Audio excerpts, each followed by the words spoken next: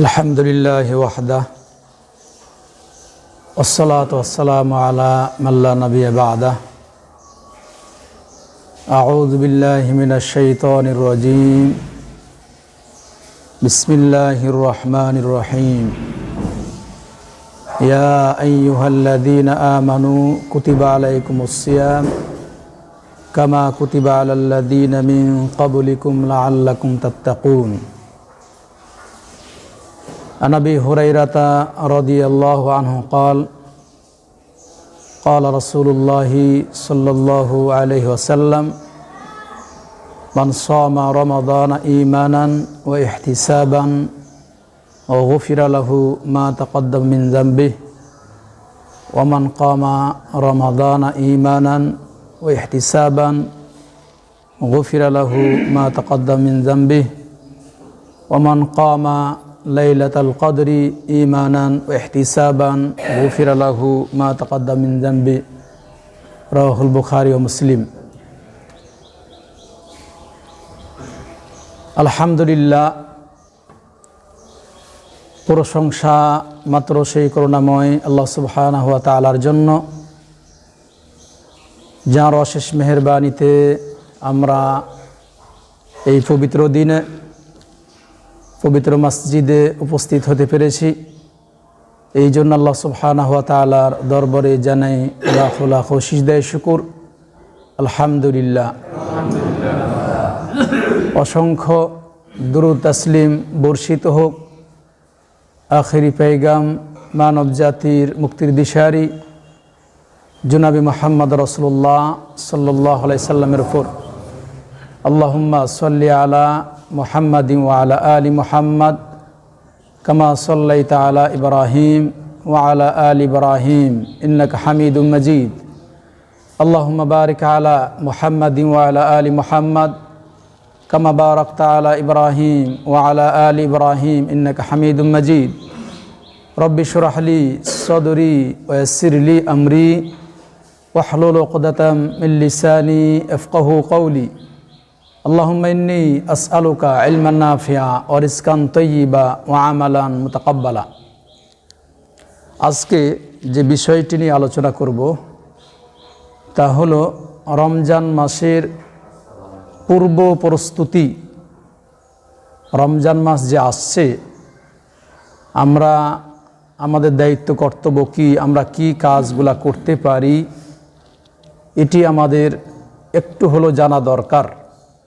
হজ করবেন, হজের পূর্বে আপনাকে হজের খুঁটিনাটি যে সমস্ত বিষয় রয়েছে, যেগুলা আপনাকে জানা অতীব জরুরি, তা জানতে হবে।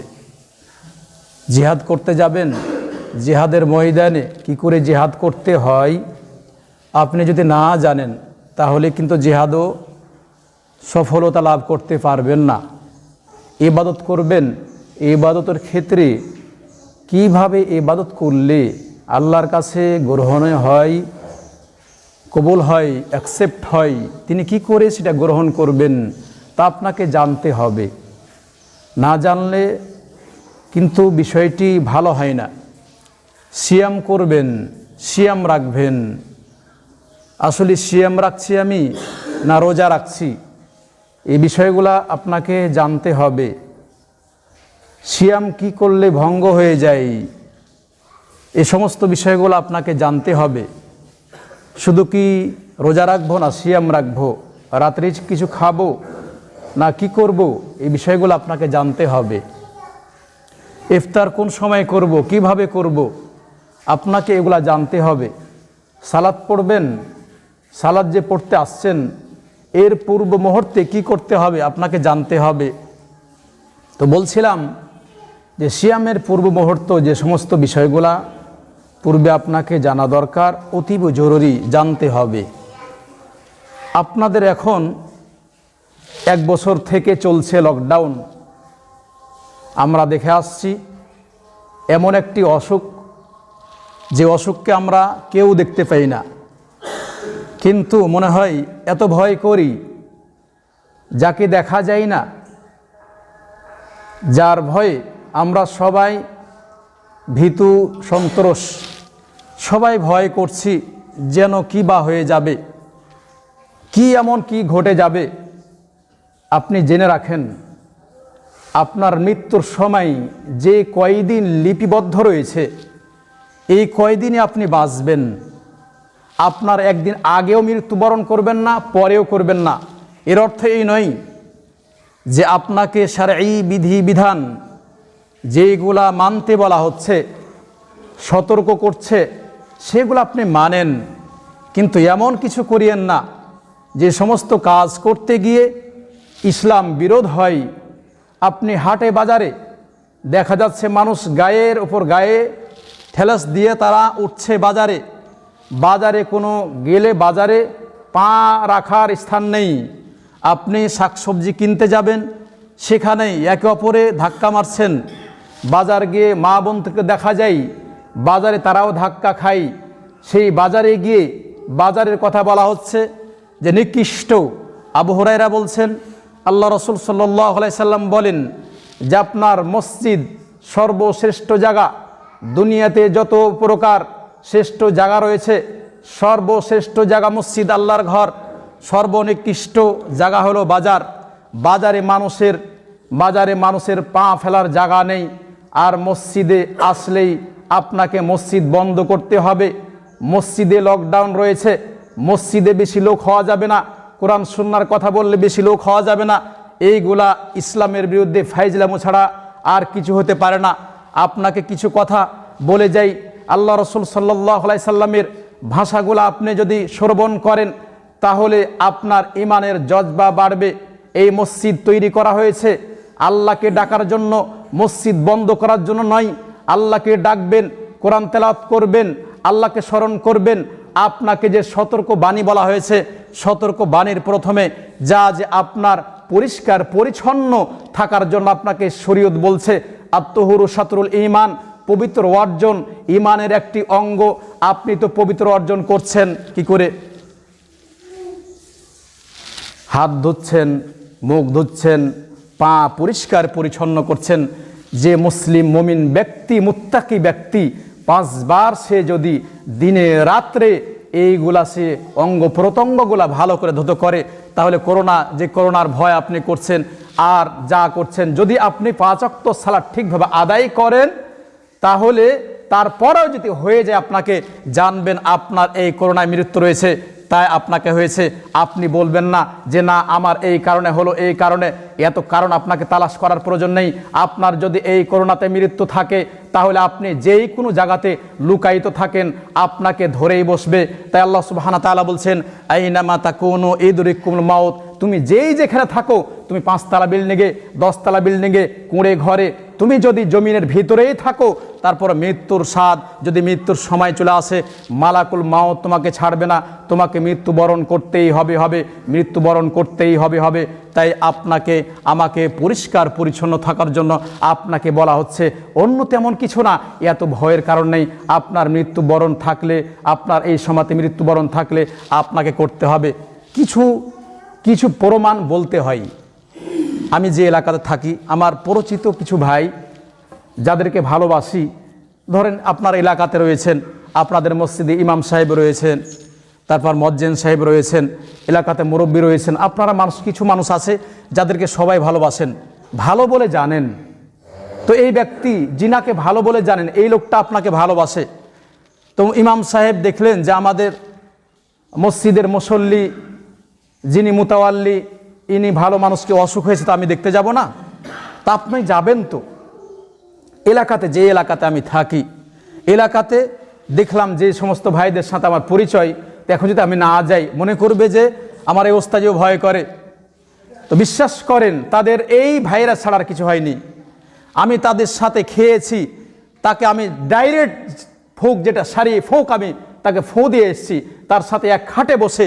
এরপর আপনাকে বলছি, ওই এলাকাতে 4 জন মানুষ আমার জানা, যে 4 জন মানুষ তাদের এই করোনা, আরও অনেকে হয়েছে, ডাইরেক্ট আমার সাথে তাদের আমি ফু দিয়ে এসেছি, এবং এরপর আলহামদুলিল্লাহ তাদের অসুখ সেরে গেছে আল্লাহর ফজলে। কিন্তু আমি কারণ তাদের দেখতে গেছি আমি। এরপর আপনাদের আর একটা কথা বলি যে রমজান মাস, এই যে রমজান মাস চলে গেল, শরীরটোলা মসজিদে প্রথম যে খুতবা বাহির থেকে নিয়ে যাই আমি গিয়েছিলাম, বলে ওস্তাদি কাউকে নিয়ে আসেনি, বড় আলেম ওলামা এই মসজিদে কাউকে রমজানের ভিতরে নিয়ে আসেনি, প্রথম আপনাকে নিয়ে আসছি। তো ওই যিনি মুয়াজ্জিন তিনি বলছে ওস্তাদি এই এলাকাতে আমি দেখেছি যারা করোনার ভয়ে মসজিদ আসতো না, এই লোকগুলা অনেকেই তারা আক্রান্ত আজকে এবং মৃত্যুবরণ করেছে। আর যাদেরকে আমরা বন্ধ করতে পারিনি তারপর জোর করে মসজিদে ঢুকতো, এই লোকগুলা ভিড়ের ভিতরে আসতো, এই সবাই বেঁচে আছে, সবাই এরা আছে। উনি বলছে বিশ্বাস করেন আমি এই যে করোনা কতগুলা মানুষকে যে কেউ তার কাছে ভিড়ে না, সবাই ভয়ে, কিন্তু আমি তাদের লাশকে আমিই গোসল দিয়েছি। আলহামদুলিল্লাহ, আল্লাহ আমাকে খুব ভালো রেখেছেন।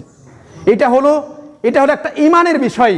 আল্লাহর প্রতি আপনার দৃঢ় বিশ্বাস থাকলে, যদি আপনার বিশ্বাস থাকে যে আপনার যেদিন মৃত্যু আছে মৃত্যুবরণ করতে হবে, আমি বলছি না যে আপনি দেখছেন ও অসুখ তাই আপনি ঝাঁপিয়ে পড়বেন, আপনাকে আমি বলছি না, আপনি বেঁচে থাকবেন, চেষ্টা করবেন, সতর্ক থাকবেন, কিন্তু এমন কিছু নয় যে আপনার গায়ে কেউ ঠেকে গেলে বা মনে হয় যে আমি মনে হয় শেষ হয়ে গেলাম, মরে গেলাম, এই কাজের আপনার প্রয়োজন নেই, এই কাজের প্রয়োজন নেই। আল্লাহকে আপনি ভয় করেন, একটি হাদিস মনে রাখেন, তাহলে আপনার জন্য কল্যাণ হবে। তাহলে আপনার এই হাদিসটি মনে রাখলে, আবু হুরায়রা বলছেন রাসূলুল্লাহ সাল্লাল্লাহু আলাইহি সাল্লাম বলেন, আপনাকে বলছিলাম যে রমজান মাসের পূর্ব প্রস্তুতি তার ভিতরে এইগুলাও চলে আসে। আবু হুরায়রা বলছেন রাসূলুল্লাহ সাল্লাল্লাহু আলাইহি সাল্লাম বলেন, যে ব্যক্তি সুন্দর করে উজু করবে, যে ব্যক্তি সুন্দর করে উজু করবে, আপনি ধুয়েছেন মুখমণ্ডল সুন্দর করে ধুত করেছেন, হাত তো ধুয়েছেন, মুখমণ্ডল ধুত করেছেন, এই যে মুখের ভিতরে নাকের ভিতরে পানি যেগুলা ঢুকাচ্ছেন, প্রবেশ করাচ্ছেন, তারপরে যে পানিগুলা যদি পড়ে যায়, যখন পড়ছে এর সাথে আপনার পাপগুলা মোচন হয়ে যাচ্ছে। আচ্ছা বলেন তো, পানি পড়ার সাথে সাথে পাপ মোচন হচ্ছে, আর আপনি যখন নাকের ভিতরে পানি দিয়েছেন, এইভাবে নাকটা ঝাড়ছেন, আবার মুখের ভিতরে পানি দিচ্ছেন, আবার গড়গড়া করছেন, কিছু থাকবে এর ভিতরে? থাকবে কিছু? আপনি দিনে রাত্রে যদি 5 বার করেন আপনি, তো আমার মনে হয় যে আপনারা কিছু থাকতে পারে না। কারণ অন্য হাদিসে রাসূলুল্লাহ সাল্লাল্লাহু আলাইহি সাল্লাম বলছেন, আবু হুরায়রা থেকে বর্ণিত, যে ব্যক্তি 5 বার তিনি বলছেন, আল্লাহ রাসূল সাল্লাল্লাহু আলাইহি সাল্লাম বলছেন যে তোমাদের বাড়ির সামনে যদি নদী নহর সমুদ্র থাকে আর 5 বার গোসল করলে, দিনে রাতে 5 বার গোসল করলে তার ময়লা আবর্জনা শরীরে থাকতে পারে কি? তেনারা বলছেন না, হে আল্লাহ রাসূল সাল্লাল্লাহু আলাইহি সাল্লাম, তাদের ময়লা আবর্জনা কিছুই থাকতে পারে না, যে শরীরে দুর্গন্ধ থাকতে পারে না। অনুরূপী 5 বার যদি আপনি সালাত পড়েন, তাহলে আপনার নাকে মুখে কি আছে, এইগুলা উজু যে করছেন, উজুর সাথে সাথে পানি আপনার ঝরছে, এই পানির সাথে সাথে আপনার পাপগুলা মোচন হয়ে যাচ্ছে, পাপগুলা পড়ে যাচ্ছে। রাসূলুল্লাহ সাল্লাল্লাহু আলাইহি সাল্লাম তারপরে বলছেন, আপনি যখন হাত ধুতে করছেন, হাতের সাথে আপনার কি পাপ ছিল, পাপগুলা এই পানি যে ঝরে পড়ছে এর সাথে পাপগুলা মোচন হয়ে যাচ্ছে, পাপ ঝরে পড়ছে। এরপরে রাসূলুল্লাহ সাল্লাল্লাহু আলাইহি সাল্লাম বলছেন যে সে মাথা যে মাসাহা করছেন, মাথার সাথে পানি যে ঝরে পড়ছে, এই পানি ঝরার সাথে সাথে মাথায় কি আপনি পাপ করেছেন, এইগুলা ঝরে পড়ছে। এরপরে আপনি পা ধুতো করছেন, পা ধুতোর সাথে আপনি পা যে ধুতো করেছেন, পায়ের সাথে কি পাপ ছিল সেইগুলাও ঝরে পড়ছে। আল্লাহ রাসূল সাল্লাল্লাহু আলাইহি সাল্লাম এইভাবে আপনাকে বাণী শোনাচ্ছেন। ইমাম মুসলিম রাহিমাহুল্লাহ হাদিসটি নিয়ে এসেছেন। তাহলে আপনার কি দরকার? আপনি 5 ওয়াক্ত সালাত ঠিকভাবে আদায় করেন, আল্লাহর উপর ভরসা করেন, যেগুলো আপনি জানছেন পরিষ্কার পরিচ্ছন্ন থাকার চেষ্টা করেন। আপনার যদি তাকদিরে থাকে যে আপনি বেঁচে থাকবেন, তাহলে আপনি বেঁচেই থাকবেন, আপনার ভয়ের কোনো কারণ নেই। আল্লাহ সুবহানাহু ওয়া তাআলা আপনাকে যতদিন এই দুনিয়াতে রাখবেন আপনি থাকবেনই বেঁচে, আপনার কোনো ভয় নাই। এই জন্য আপনাকে জানতে হবে, সালাত আপনি ইবাদত বন্দেগী আপনি করেন, আল্লাহর উদ্দেশ্যে আপনি করেন, আপনার কল্যাণ হবে। জি, এরপরের হাদিস, ওসমান বিন আফফান তিনি বলছেন, রাসূলুল্লাহ সাল্লাল্লাহু আলাইহি সাল্লাম বলেন, যে ব্যক্তি সুন্দর করে উজু করবে, মুখমণ্ডল ধুত করলো, হাত ধুত করলো, পা ধুত করলো, মাসাহা করলো, এরপরে সে যদি তার অন্তরে আর দুনিয়ার কোনো চিন্তা ভাবনা কিছু নেই, 2 রাকাত সালাত পড়লে তার পূর্বের গুনাহ খাতা আল্লাহ সুবহানাহু ওয়া তাআলা মোচন করে দিবেন। ইমাম মুসলিম রাহিমাহুল্লাহ হাদিসটি নিয়ে এসেছেন। উকবা বিন আমির তিনি বলছেন, রাসূলুল্লাহ সাল্লাল্লাহু আলাইহি সাল্লাম বলেন, যে ব্যক্তি সুন্দর করে উজু করবে তারপরে তার মনে অন্তরে আল্লাহর ভয় ভীতি, আল্লাহকে আল্লাহকে জানার পরে জানছে যে আল্লাহ সুবহানাহু ওয়া তাআলাকে আমি দেখতে পাচ্ছি, না হলে আল্লাহ আমাকে দেখছেন। উজু করেছে সুন্দর করে, তারপরে 2 রাকাত সালাত পড়েছে খালিস অন্তরে আল্লাহর সন্তুষ্টির জন্য, দুনিয়ার তার কোনো জল্পনা কল্পনা নেই। আল্লাহ রাসূল সাল্লাল্লাহু আলাইহি সাল্লাম বলছেন ওয়াজাবাত লাহুল জান্নাহ, তার জন্য জান্নাত ওয়াজিব হয়ে যাবে। তা আমরা তো জানি যে উজুর কত ফজিলত। এই হাদিসটিও ইমাম মুসলিম রাহিমাহুল্লাহ নিয়েছেন যে উজুর ফজিলতের কারণে বেলাল রাদিয়াল্লাহু তাআলা আনহুকে আল্লাহ রাসূল সাল্লাল্লাহু আলাইহি সাল্লাম যখন মিরাজে গিয়েছিলেন, এই রজনীতে তার আগে আগে তার জুতার আওয়াজ শুনছে। বেলালকে তিনি জিজ্ঞেস করছেন, হে বেলাল, তুমি এমন কোন আমল করেছো যে আমলের কারণে আমি তোমাকে জান্নাতে দেখলাম, আমার আগে আগে তুমি দৌড়াচ্ছ, তোমার জুতার আওয়াজ আমি পেলাম। আল্লাহ রাসূল সাল্লাল্লাহু আলাইহি সাল্লাম বেলালকে এই কথাটা জিজ্ঞেস করছেন ফজরের সালাতে। তখন তিনি বলছেন, হে আল্লাহ রাসূল সাল্লাল্লাহু আলাইহি সাল্লাম, আমার তেমন কোনো ভালো আমল আছে বলে আমি জানি না, তবে আমি মনে করি যে যখন আমি উজু করি, উজু করার সাথে সাথে 2 রাকাত সালাত অথবা আমার সাধ্যমতো আমি সালাত পড়ি। 2 ভাবে হাদিসে এসেছে, 2 রাকাত সালাত অথবা আমার সাধ্যমতো আমি সালাত পড়ি, হতে পারে এই আমলটি আমার জীবনে রয়েছে, এই জন্য আপনি আমাকে জান্নাতে দেখেছেন এবং আমি আপনার আগে আগে দৌড়াচ্ছি। ইমাম বুখারী মুসলিম উভয় গ্রন্থে হাদিসটি এসেছে। তাই আপনার আমার অতীব জানা গুরুত্বপূর্ণ বিষয় যে রমজান মাস আসছে, যারা এখনোই সালাতে অবহেলা করছেন, যারা এখনও সালাতে অবহেলা করছেন, তা আপনার নাক আর মুখ বেঁধে লাভটা কি? আচ্ছা বলেন তো, আপনি সালাত করছেন না, সালাতে নাই, বাজারে ঠিকই ঘুরে বেড়াচ্ছেন, আপনাকেই ধরে বসলো, আপনি বলছেন পালায়ন করেন পালায়ন করেন পালায়ন করেন, নাক মুখ বেঁধে থাকবেন কতক্ষণ থাকবেন? আপনার যদি জ্বর হয় তো এখন দোষ কি অন্য কাউরির? আপনার দোষ। আমি যা আসলাম, আসার পথে দেখলাম যে অটোগুলাতে, তারপর সিএনজিগুলাতে মানুষে চাপাচাপি করে আসছে, তো এখানে করোনা নাই না? এই জায়গাতে কিছু নেই? মসজিদে তো কারোর গায়ে আপনি পড়ে যান না, মসজিদে এই করোনা চলে আসছে। এগুলা ভুল থিওরি আপনার। যারা এগুলা করছেন, আল্লাহকে ভয় করেন, মসজিদ আল্লাহর ঘর খুলে রাখেন, মসজিদ আল্লাহর ঘর খুলে রাখেন। দেখেন যে মক্কায় আপনি যেই সমাতে প্রবেশ করবেন, সব জায়গাতে কিন্তু অনুমতি দেওয়া হয়নি, কিন্তু মক্কার ঘরে যেই সময় আপনি প্রবেশ করবেন সেই সময় আপনি তাওয়াফ করবেন এবং সালাত আদায় করতে পারবেন। এখানে কোনো নিষেধ নেই। মক্কাতে যদি আপনি যান, আপনি সেখানে দেখবেন যেই অবস্থায় আপনি যান, যতই রাত্রে যান, মানুষ কিন্তু তাওয়াফ করতেই আছে। আশ্চর্যের একটা বিষয়, আশ্চর্য। আল্লাহর ঘর আপনি যখন আসবেন, আপনার নিষিদ্ধ সময়ও যদি আপনি আসেন, আর মসজিদে কোনো কাজের জন্য আসেন, ইবাদত বন্দিগের জন্য আসেন, মসজিদে আসার পরে, প্রবেশ করার পরে 2 রাকাত সালাত পড়বেন, তারপর বসবেন। তাহলে দেখেন আল্লাহর ঘরের ফজিলত ভিন্ন। তা আপনাদের ভয়ের কোনো কারণ নেই। আল্লাহকে ভয় করেন। যদি আপনার জীবনে মৃত্যু থেকে থাকে তাহলে মৃত্যু আসবে, এত ভয়ের কোনো কারণ নেই। আমি আসছিলাম আপনাদের যে মূল পয়েন্টে, যে সিয়ামের পরিস্থিতি। সিয়াম আপনার জন্য ফরজ করা হয়েছে। আল্লাহ সুবহানাহু ওয়া তাআলা বলছেন, ইয়া আইয়ুহাল্লাযীনা আমানু কুতিবা আলাইকুমুস সিয়াম কামা কুতিবা আলাল্লাযীনা মিন ক্বাবলিকুম লাআল্লাকুম তাত্তাকুন। মহান আল্লাহ বলছেন, হে ঈমানদারগণ, তোমাদের উপর সিয়ামকে ফরজ করা হয়েছে যেমনটি তোমাদের পূর্বপুরুষ যারা ছিল, নবী রাসূল যারা ছিলেন, এদের উপরও সিয়াম ফরজ করা হয়েছিল। কেন ফরজ করা হয়েছিল? তিনি বলছেন লাআল্লাকুম তাত্তাকুন, যাতে করে তোমরা পরেজগারিতা, মুত্তাকি পরেজগারিতা, আল্লাহ ভীরু অর্জন করতে পারো। এই জন্য এই সিয়াম ফরজ করা হয়েছে। আল্লাহ ভীরু অর্জন করতে গেলে এখানে ওলামাগণ বলছেন যে তাকওয়া বলা হয় যে অন্যায় অপকর্ম থেকে নিজেকে রক্ষা করার চেষ্টা করা, মানে যত প্রকার অশ্লীলতা, বেহায়াপনা কাজ রয়েছে এইগুলা থেকে নিজেকে রক্ষা করবেন। আপনি যাবেন না, এর কাছে ধারেও যাবেন না, তাহলেই মুত্তাকি হতে পারবেন। ইবনে তাইমিয়া রাহিমাহুল্লাহ বলছেন যে মুত্তাকি বলা হয় যে আল্লাহ এবং তার রাসূলের আনুগত্য করা। প্রত্যেকটি আমল যে করবেন এর ক্ষেত্রে আল্লাহ এবং তার রাসূলের আনুগত্য করবেন। 2 নম্বরে যে নেকির কাজগুলা করবেন, নেকির কাজের জন্য নেকির আশা করবেন। 3 নম্বরে পাপ আপনি ছেড়ে দিবেন, পাপ যেগুলা দেখছেন এই পাপগুলা আপনি ছেড়ে দিবেন।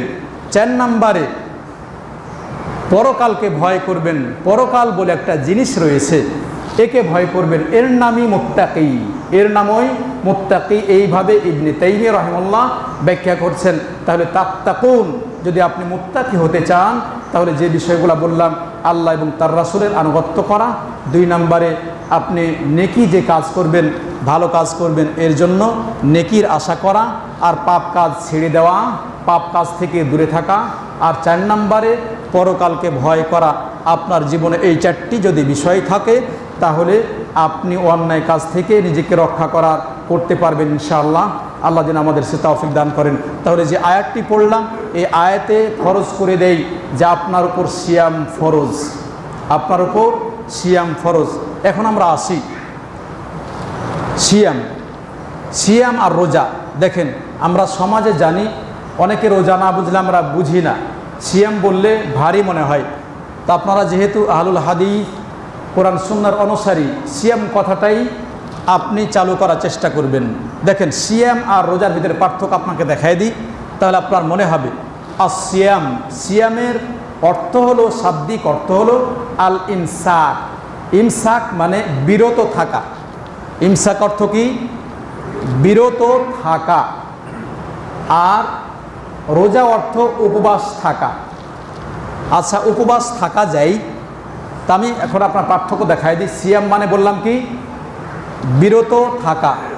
আপনি বিরত থাকবেন, মিথ্যা কথা বলা থেকে বিরত থাকবেন, জেনা করা থেকে বিরত থাকবেন, ব্যবসা বাণিজ্য যে করছেন মানুষকে ঠকাবেন না, আমানতের খিয়ানত করবেন না, ওয়াদা করলে ভঙ্গ করবেন না, মানুষের জমি দখল করবেন না, মিথ্যা কথা বলবেন না, ফাহেসা কাজ করবেন না, সুদ ঘুষ আপনি খাবেন না, ধূমপান করবেন না, মদ পান করবেন না, জুয়া খেলবেন না, শিরকি কাজ করবেন না, বেদাতি কাজ করবেন না, হারাম জিনিস নিজের চোখে দেখবেন না।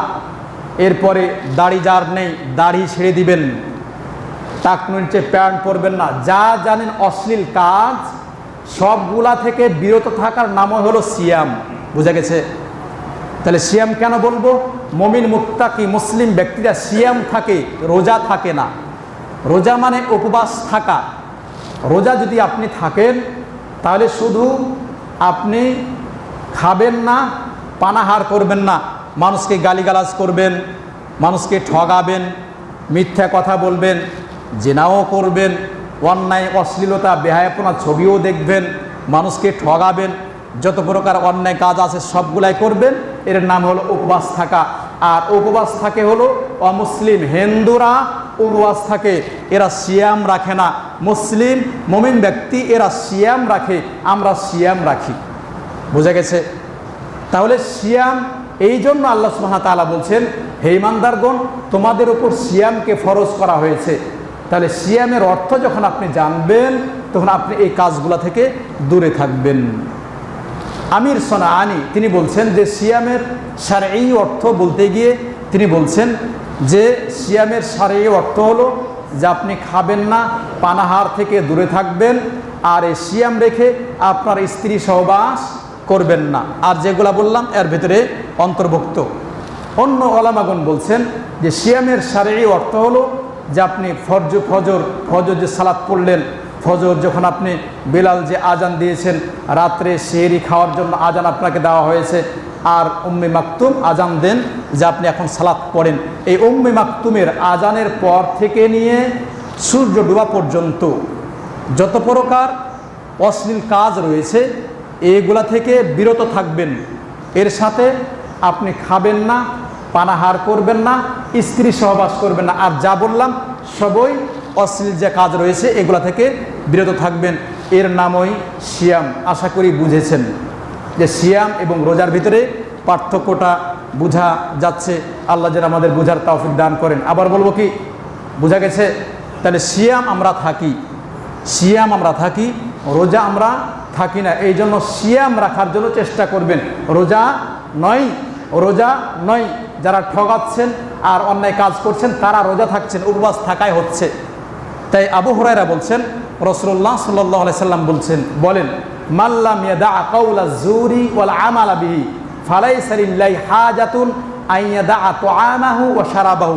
যে ব্যক্তি সিয়াম রাখার পরে মিথ্যা কথা বলা ছাড়তে পারল না এবং সে অনুযায়ী আমল ছাড়তে পারল না, বাজে কাজ করা ছাড়তে পারল না, এই ব্যক্তির সিয়াম রাখার মানে রোজা রাখা মানে সিয়াম রাখা, এই সিয়াম রাখার পরে পানাহার ত্যাগ করা আর খাওয়া ত্যাগ করা আমার কাছে কোনো প্রয়োজন নেই।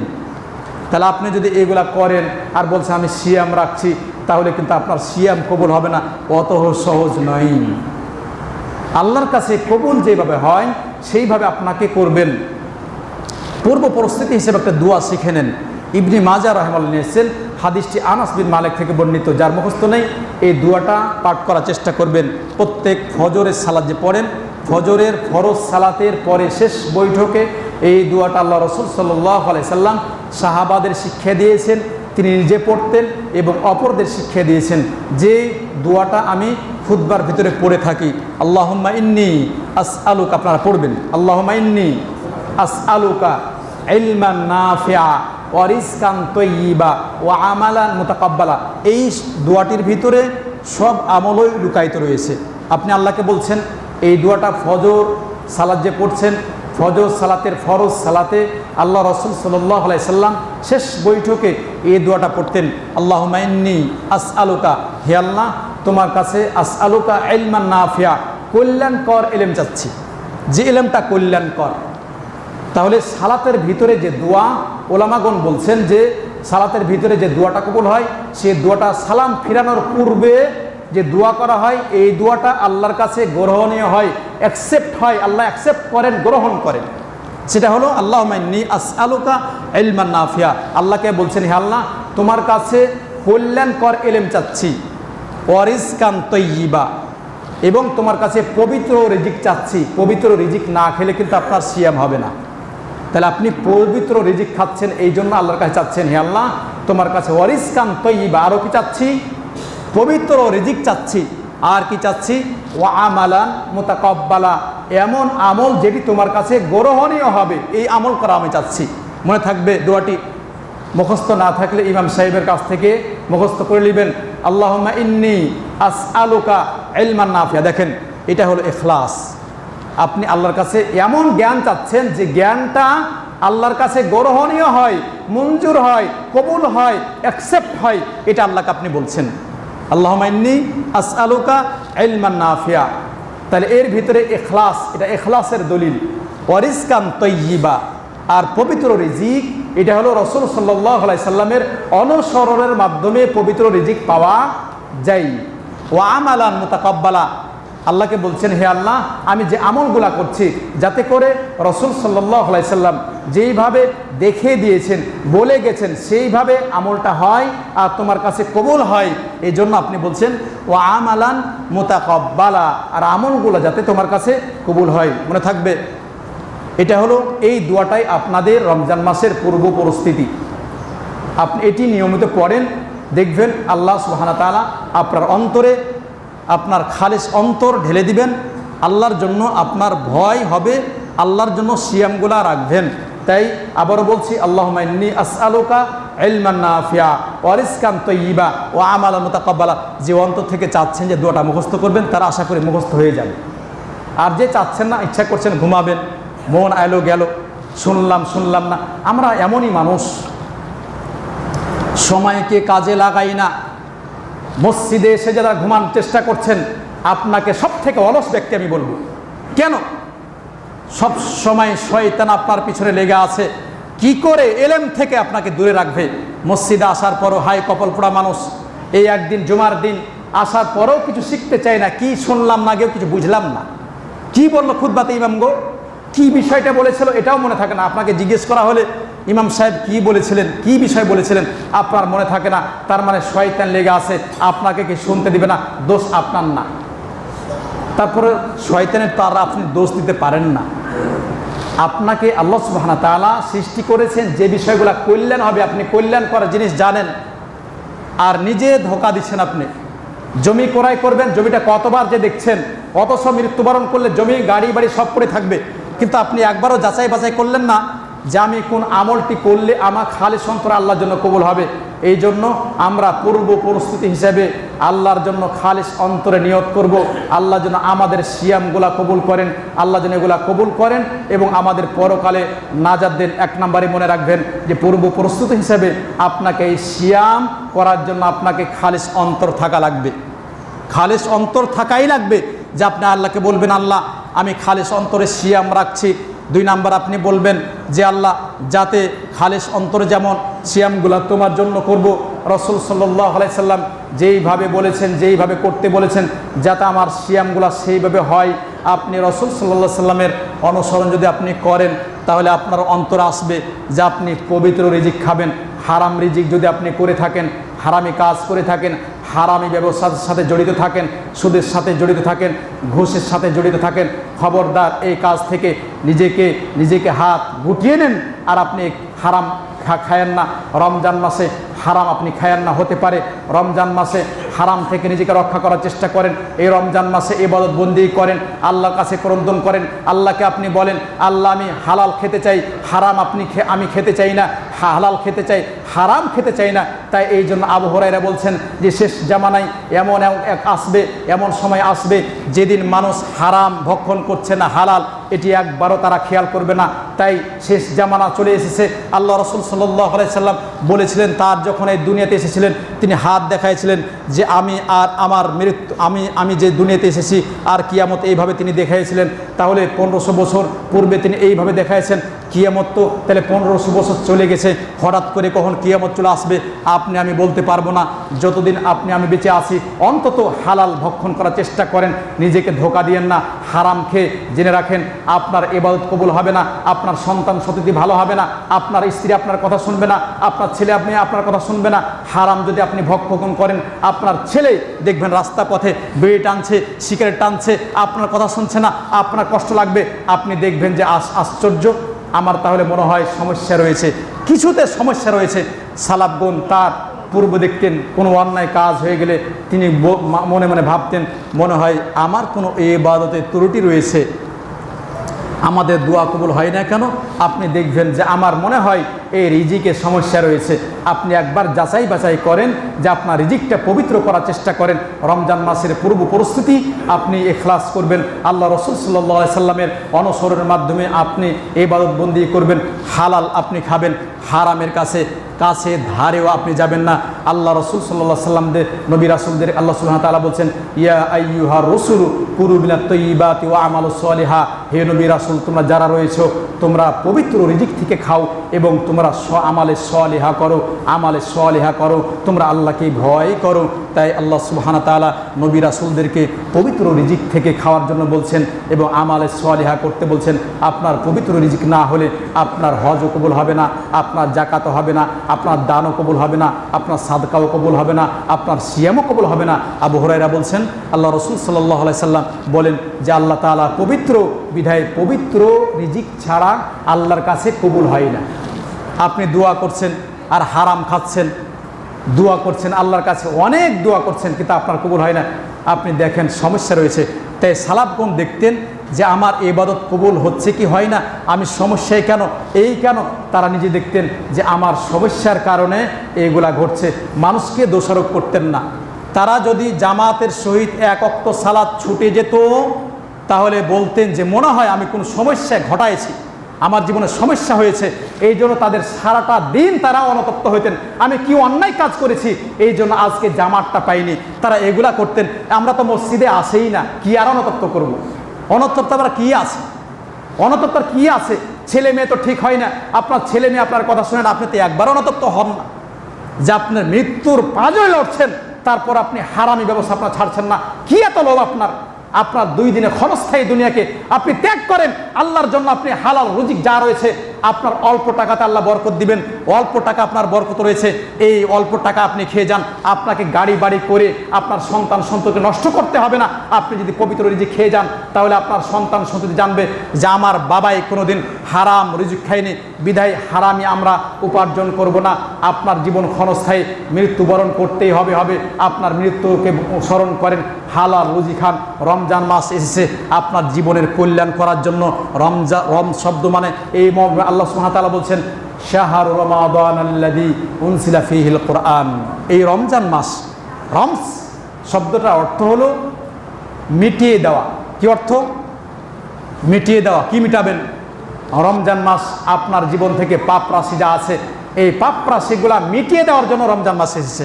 আর আপনি হারাম এখনো ছাড়তে পারেন না, তা আপনার থেকে পাপ মোচন হবে কি করে? খবরদার, যারা এখনো হারাম ব্যবসার সাথে জড়িত রয়েছে, আল্লাহর রাস্তায় আপনাকে বলছি যে আপনি আপনার রুজিটাকে হালাল করেন, আপনার জন্য কল্যাণ হবে। তা আল্লাহ বলছেন শাহরু রমাদানাল্লাযী উনজিলা ফীহিল কুরআন। এই রমজান মাসে পবিত্র কোরআনকে অবতীর্ণ করা হয়েছে মানুষের মাঝে, যাতে মানুষেরা এর মাধ্যমে সঠিক পথ পায়, স্পষ্ট পথ পায়। হক আর বাতিলের ভিতরে পার্থক্য করার জন্যই আল্লাহ সুবহানাহু ওয়া তাআলা পবিত্র কোরআনকে অবতীর্ণ করেছেন। তাই আপনি নিজেকে যাচাই বাছাই করেন, মানুষের দিকে দেখে নয়। এ রমজান মাস এসেছে, আপনি যারা মানুষের গীবত করেন, গীবত তোহমাতকে দাফন করার জন্য এসেছে, মানুষের গীবত করতে যান না। কেউ যদি কারোর গীবত করে, তাহলে আপনি দেখেন না এই কাজ আমি করব না, আপনার বিবেকে বাধা দিবে যে না এই কাজ করা যাবে না। আপনি মুমিন মুত্তাকি হলে মানুষের এমনি গীবত আপনি করতে যাবেন না। কি ফায়দা বলেন তো? মানুষের গীবত তোহমাত দিয়ে কি ফায়দা? রমজান মাস এসেছে, সিয়াম রেখে যদি আপনি মানুষের গীবত করেন, আপনার সিয়াম কবুল হবে না। মানুষ কি করছে এত দিকে আমার দেখার প্রয়োজন নেই। আপনি দেখেন যে আমার গায়ে কি লেগে আছে, আমি কি করছি। আপনি যদি নিজের দিকে দেখেন, তাহলে ভালো মানুষ হওয়া যায়। খালি মানুষ এই করছে, এই করছে, এই করছে, এই করছে, এই করছে, এই করছে, খালি মানুষের দিকে আমি দেখছি, কিন্তু একবার আমি দেখলাম না আমি কি করলাম, আমি কি ভালো কাজ করছি, আমি কি কল্যাণ করছি। মানুষের পিছে লেগে কি আমার কি ফায়দাটা কি? ওর কবরে ওই যাবে, ওর কবরে ওই যাবে, আমি যাব না। উনি মৃত্যুবরণ করলে কি করেছেন, ভালো কি কাজ করেছেন, উনিই যাবেন, আমি তো যাব না। আমার করার কিছু থাকলে, সমাজের প্রতি আমার যদি দায়িত্ব থাকে, তাহলে আমি মানুষকে সৎ কাজের আদেশ করব, অসৎ কাজ নিষেধ করব। আমাকে যেটি দায়িত্ব দেওয়া হয়েছে, আপনার যেটা দায়িত্ব রয়েছে সেই কাজটি আপনি করেন। আপনার বাড়ির দায়িত্ব আপনার জন্য রয়েছে, এলাকাবাসী যদি আপনাকে নেতা হিসেবে গ্রহণ করে, তাহলে আপনার দায়িত্ব রয়েছে। দায়িত্ব যদি সে ঠিকভাবে পালন না করে, আল্লাহকে তাকে ছাড়বে না। দেশের সরকার যদি তাকে যে দায়িত্ব দেওয়া হয়েছে, দায়িত্ব যদি পালন না করে, তাহলে আল্লাহ সুবহানাহু ওয়া তাআলা তাকে ছাড়বেন না। মানুষের দোষ দিয়ে লাভ নাই। যাকে যত বড় দায়িত্ব দেওয়া হয়েছে, দেশের সরকারকে ইমাম আজম বলে, সে ছেলে হোক অথবা মেয়ে হোক, যিনি দায়িত্ব নিয়েছেন, মুসলমানদের দায়িত্ব নিয়েছেন, যারা দায়িত্বে রয়েছেন, তারা যদি কোরআন সুন্নাহ অনুযায়ী জীবন যাপন না করে, মুসলমানদের অধিকার যদি না দেয়, মুমিনদের অধিকার না দেয়, তারা যদি অন্যায় কাজ করে, দুনিয়ার কেউ রেহাই পাবে না। কিয়ামতের দিন আফসোস করবে, আফসোস করবে, আফসোস করে কোনো লাভ নাই। তাই যারা দায়িত্ব পালন করছেন, যদি দায়িত্বর এদিক ওদিক হয়, সামান্য পরিমাণে এদিক ওদিক হয়, তাহলে কিন্তু আল্লাহ ছেড়ে দিবেন না। সে যেই হোক, দুনিয়ার যেই হোক, আরব দেশের রাষ্ট্র বলেন, আরব দেশের সরকার বলেন, মিশরের সরকার বলেন, মালয়েশিয়ার সরকার বলেন, বাংলাদেশের সরকার বলেন, ভারতের সরকার বলেন, দুনিয়ার যে কোনো যারা সরকার রয়েছে, যদি তারা দায়িত্ব ঠিকভাবে আদায় না করে, তাহলে কিন্তু এরা কিয়ামতের দিন আফসোস করবে আর বলবে, আমি যদি এই দায়িত্বটা না নিতাম। দায়িত্ব অত সহজ নয়, দায়িত্ব এত সহজ নয়। তাই ইবনে ওমরের ছেলে আব্দুল্লাহ বিন ওমরকে আল্লাহর উসমান রাদিয়াল্লাহু তাআলা আনহু তিনি দায়িত্ব দিচ্ছিলেন। তো বলছে না, আমি দায়িত্ব নিতে পারবো না। তো তিনি বলেছিলেন, ঠিক আছে, তুমি যে তোমার বাবা এই দায়িত্ব পালন করেছে, তুমি যদি দায়িত্ব নাও নাও, তাহলে কিন্তু এই দায়িত্ব নিবে না। এই কথাটা মানুষকে বলে বেড়াও না, যেন মানুষকে বললে এই দায়িত্বে কেউ আসবে না, এত তারা ভয় করতেন। আর এখন আমরা একটা চেয়ারম্যান হবেন, মেম্বার হবেন, আর মাতাব্বর হবেন, আর কি হবেন, এই জন্য টাকা খরচ করে, অনেক কিছু করে, পরিশ্রম করে আপনি এই দায়িত্বে যাচ্ছেন। কিয়ামতের দিন আপনার এটা নাদামা, অনুতপ্তের কারণ হবে। সেদিন বলবেন, হায় আফসোস, আমি যদি এই দায়িত্ব না নিতাম, তাহলে কতই না ভালো হতো। মনে করছেন খুব বাহাবা দিচ্ছে। একজন মন্ত্রী হওয়ার কারণে সে দেখা যাচ্ছে নাচ গান ড্যান্সের সে মঞ্চ আছে, ভালোর মঞ্চেও আছে, সে ভালো কাজের কথা বলতে পারে না, সৎ কাজের আদেশ অসৎ কাজের নিষেধ এইগুলা তার বলার ক্ষমতা থাকে না, কারণ সে এই ভয় করে যে আমার চেয়ার গদি এগুলা চলে যাবে, সেই ভয় করে কিয়ামতের দিন তোমাকে যে দায়িত্ব দেওয়া হয়েছে, মানুষের দায়িত্ব নিয়েছো, আল্লাহ কিন্তু ছাড়বে না।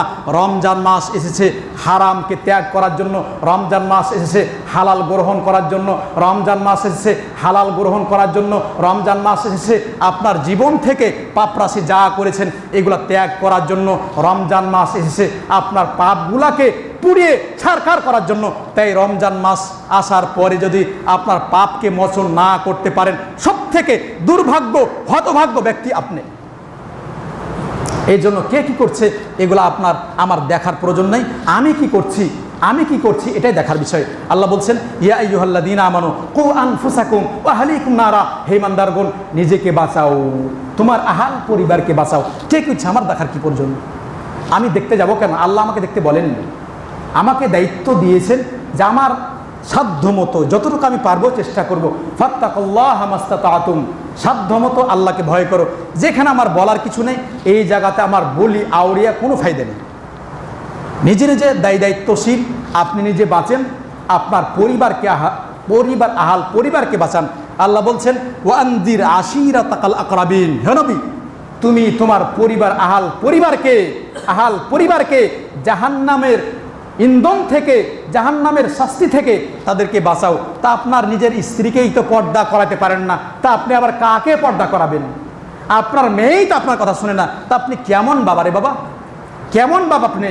আপনার মেয়ের ওপর আপনি মারতে পারেন না, আদেশ করতে পারেন না, আপনার স্ত্রীকে আদেশ করতে পারেন না, তা আপনি কেমন মানুষ? আবার কারও দেখা বেড়ান অমুকের ধুমুক এইগুলা করে বেড়াচ্ছে, এগুলা খুব বলতে পারি, নিজের দেখে আমি একবারও তাকাই না। এই জন্য এই রমজান মাস আপনাকে বলছি, রমজান মাস এসেছে, সবগুলা ত্যাগ করি, অন্যায় কাজ যা হচ্ছে এগুলো ত্যাগ করি। আল্লাহ সুবহানাহু ওয়া তাআলা যেন আমাদের সেই তৌফিক দান করেন। আবু হুরায়রা বলছেন আল্লাহ রাসূল সাল্লাল্লাহু আলাইহি সাল্লাম বলেন মান সামা রমাদানা ঈমানান ওয়া ইহতিসাবান গুফিরা লাহু মা তাকাদ্দাম মিন যামবি, যে ব্যক্তি রমজান মাস আসলো, রমজান মাসের সিয়াম ঈমান এবং নেকির আশায়, ঈমান থাকা লাগবে, নেকির আশা থাকা লাগবে। ঠিক ইবাদত কবুল হয় তিনটি রুকন রয়েছে। 1 নাম্বার আল্লাহর ভালোবাসা, 2 নাম্বার নেকির আশা, 3 নাম্বার ভয় ভীতি। এই তিনটি যদি রুকন একসাথে হয় তাহলে আপনার ইবাদত কবুল হবে। কি বললাম? ভালোবাসা, 2 নাম্বারে কি? আশা, 3 নাম্বারে ভয় ভীতি। একটা মানুষ যখন কোনো মেয়েকে ভালোবাসে তখন আশা করে যে মনে হয় তাকে বিবাহ করবে। এখন তো এমন সয়লাভ করেছে প্রেমিকা, গার্লফ্রেন্ড, বয়ফ্রেন্ড, এই নিয়ে মেয়েরা এখন মেতে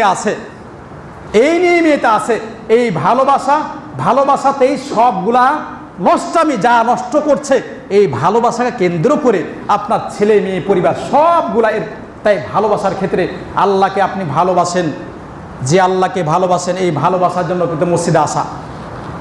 ভালো যখন বেসেছেন আপনার আশা আছে আল্লাহকে তো ভালোবাসি, তাহলে আল্লাহ তো আমাকে নেকি দিবেন, তা আপনি সিয়াম রাখবেন ঈমান আর কি নিয়ে? ইহতিসাবান, নেকির আশাই। আর কি? পরকালে যাতে জান্নাত পাই, জাহান্নাম থেকে আল্লাহ আমাকে রক্ষা করেন, এটা হলো ভয়ভীতি। পরকালে হয় জান্নাত অথবা জাহান্নাম, তাই সিয়াম রাখবেন 3টি আশা নিয়ে, আল্লাহর ভালোবাসা, ঈমান, আল্লাহর ভালোবাসা আর কি? নেকির আশা, পরকালীন ভয় ভীতি। এই বিষয়গুলো যদি একত্রিত হয় আপনার সিয়াম কবুল হবে। সিয়াম কবুল হলে আপনার পূর্বের গুনাহখাতা আল্লাহ মাফ করে দিবেন। দেখেন এই ব্যাখ্যাটা, হাদিসের ব্যাখ্যা ওলামাগণ কয়েক রকম করছেন। ওলামাগণ বলছেন যে ইমাম নববী তার ভিতরে যে গুফিরা লাহু মা তাকাদ্দাম মিন যামবি দিয়া তার পূর্বের সমস্ত গুনাহখাতা মাফ হবে, মানে ছোট পাপ। দ্বিতীয় কথা, যদি তার ছোট পাপ না থাকে তাহলে বড় পাপকে আল্লাহ সুবহানাহু ওয়া তাআলা হালকা করে দিবেন। বুঝা গেছে না? বড় পাপ কিন্তু তাওবা ছাড়া আল্লাহ মাফ করেন না। তাই সিয়াম যদি, আরও ওলামাগণ বলছেন যে না, ছোট বড় সকল পাপ আল্লাহ মাফ করে দিবেন। এটা সালাফদের এটা ব্যাখ্যা।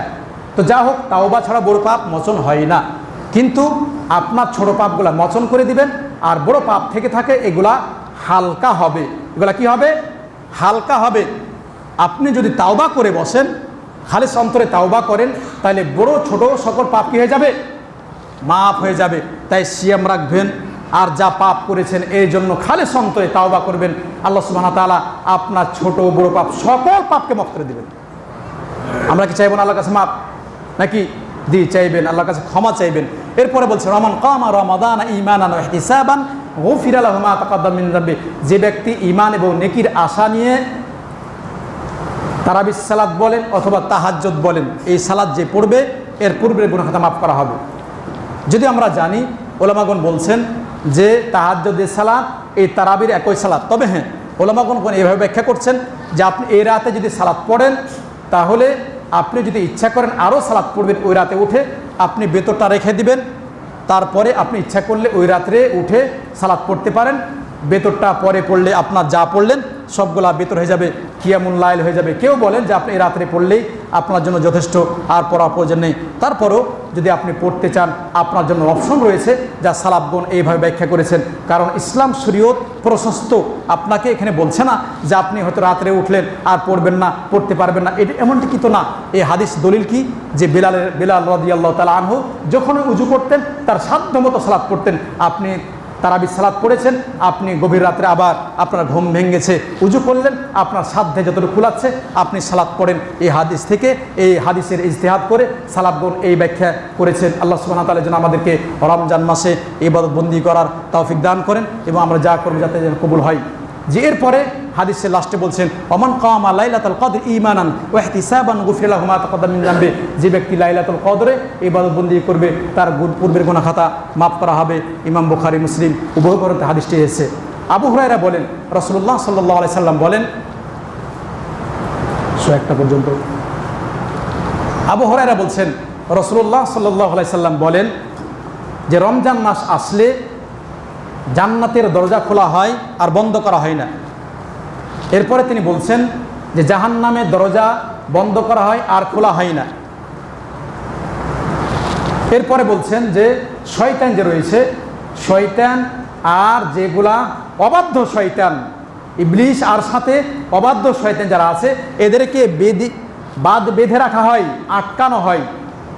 তারপরে বলছেন যে এইভাবে ফেরেশতারা বলতে থাকেন ইয়া বাগিয়াল খয়রি আকবিল, হে কল্যাণকামী যারা, যারা কল্যাণ কাজ ভালো করছো, যারা দান সাদকা করছো, যারা বেশি বেশি কোরআন তেলাওয়াত করছো, যারা তাহাজ্জুদ সালাত পড়ছো, যারা কল্যাণমুখী কাজ করছো, যারা সৎ কাজ করছো, যারা পিতামাতার খেদমত করছো, যারা হারাম থেকে দূরে থাকছো, যারা ভালো কাজ করছো, মসজিদ তৈরি করছো, আরও যেগুলো ভালো কাজ রয়েছে, যারা এই ভালো কাজগুলো করছো আরও বেশি বেশি করার চেষ্টা করো, আরও বেশি কল্যাণের পথে আসো। এদেরকে আল্লাহ সুবহানাহু ওয়া তাআলা এইভাবে, তার মানে ফেরেশতাদের মাধ্যমে এভাবে বলছেন ফেরেশতারা যে তারা আরও ভালো কাজের দিকে অগ্রসর হও।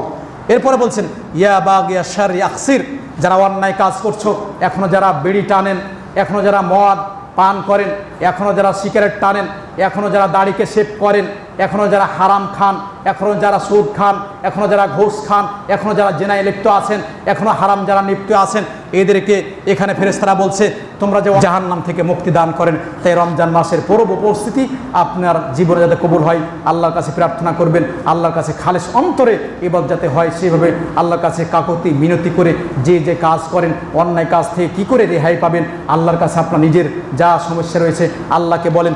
দুনিয়ার কাউকে আপনাকে বলতে হবে না। হাদিসটি ইমাম তিরমিজি রাহিমাহুল্লাহ নিয়ে এসেছেন। তাই আপনার জন্য কল্যাণ শুভকামনা, আপনার শুভকামনা এই রমজান নিয়ে আসছে। আল্লাহর কাছে প্রার্থনা করেন যে আল্লাহ যদি আমার মৃত্যু নেও তাহলে অন্তত আমাকে রমজান মাস বাঁচিয়ে রাখো, রমজান মাস বাঁচিয়ে রাখো। রমজান মাস যাতে আমার জীবনে যা পাপ করেছি, অন্যায় কাজ করেছি, পিতামাতার যারা খেদমত করেন না, এখন আল্লাহকে বলেন আল্লাহ আমার এই তৌফিক দাও, আমি পিতামাতার খেদমত করতে চাই, পিতামাতার অবাধ্য হতে চাই না, পিতামাতার খেদমত করে জান্নাত পেতে চাই। ওয়াইস কারীর নাম শুনেন না আপনারা?